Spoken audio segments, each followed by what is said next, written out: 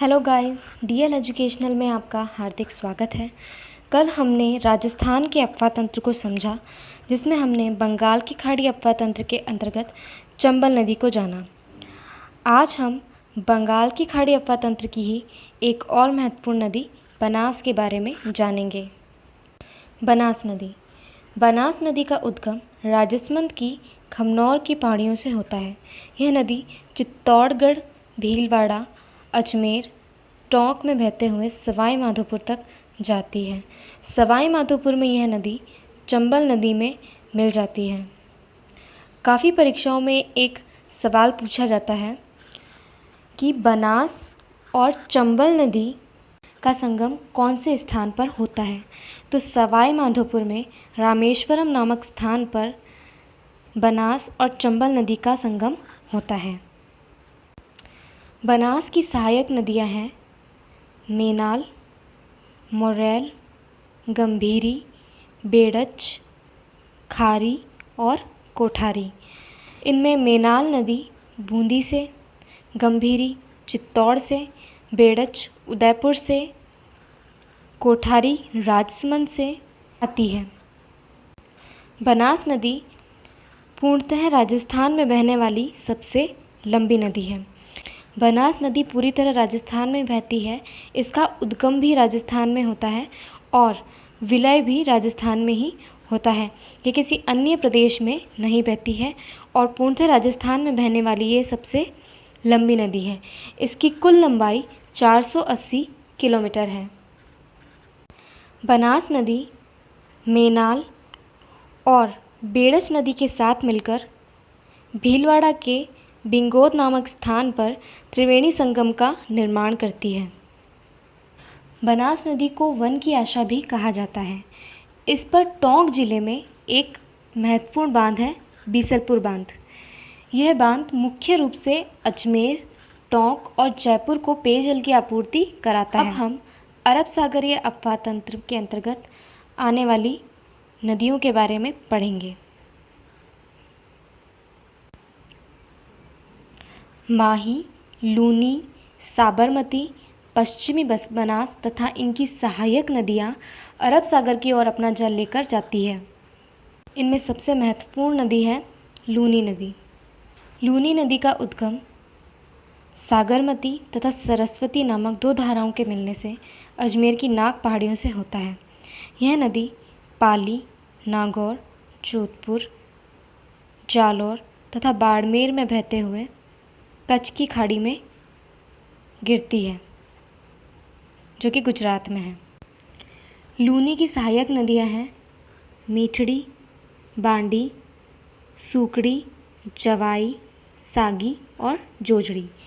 इनमें से मीठड़ी, बांडी, सूकड़ी और जवाई नदियां पाली से आती हैं, जोजड़ी नदी आती है नागौर से और जालौर से आती है सागी नदी।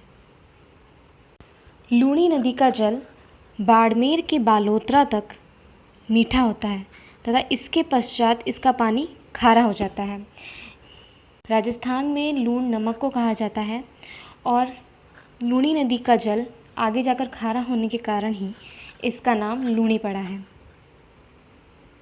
अरब सागर की एक और महत्वपूर्ण नदी है माही नदी। माही नदी राजस्थान के 3 जिलों प्रतापगढ़, डूंगरपुर और बांसवाड़ा में बहती है।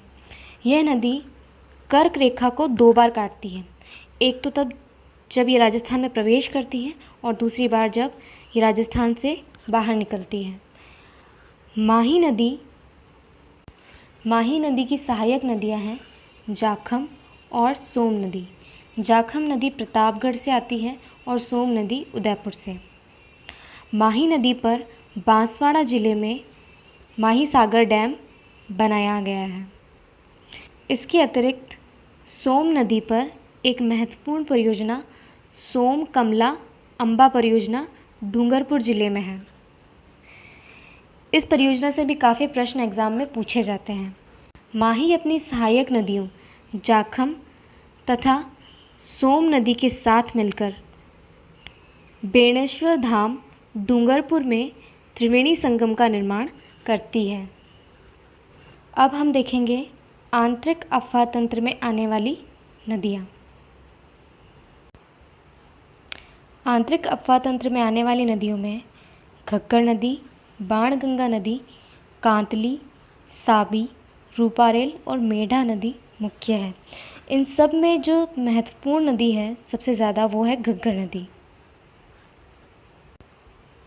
घग्गर नदी का उद्गम हिमाचल में हिमालय की शिवालिक श्रेणियों से होता है। यह राजस्थान में हनुमानगढ़ जिले में प्रवेश करती है और गंगानगर जिले में जाकर भूमिगत हो जाती है। घग्गर नदी को आंतरिक प्रवाह की सबसे लंबी नदी कहा जाता है। इसे प्राचीन सरस्वती नदी की सहायक नदी भी माना जाता है। इसके अतिरिक्त आंतरिक प्रवाह की एक और महत्वपूर्ण नदी है बाणगंगा। बाणगंगा नदी का उद्गम जयपुर जिले की बैराठ की पहाड़ियों से होता है। यह नदी दौसा में बहते हुए भरतपुर तक जाती है। भरतपुर में यह नदी राष्ट्रीय उद्यान घना पक्षी राष्ट्रीय उद्यान में भूमिगत होकर नम भूमि का निर्माण करती है। यह नदी राजस्थान के 3 जिलों जयपुर, दौसा और भरतपुर में बहती है। बाणगंगा राजस्थान की एकमात्र ऐसी नदी है जिसके उद्गम से लेकर विलय तक कोई भी सहायक नदी नहीं है। यानी कि जब से ये जहाँ इसका उद्गम होता है और इसके विलय होने तक इसकी कोई सहायक नदी नहीं है। यह स्वतंत्र रूप से बहती है। बाणगंगा नदी को अर्जुन की गंगा के नाम से भी जाना जाता है। यह प्रश्न भी काफ़ी बार एग्ज़ाम्स में पूछा गया है कि अर्जुन की गंगा कौन सी नदी को कहा जाता है। तो इस प्रकार हमारे राजस्थान का अफवाह तंत्र टॉपिक समाप्त होता है, जिसमें हमने सभी महत्वपूर्ण चीज़ों को अच्छी तरह समझा है।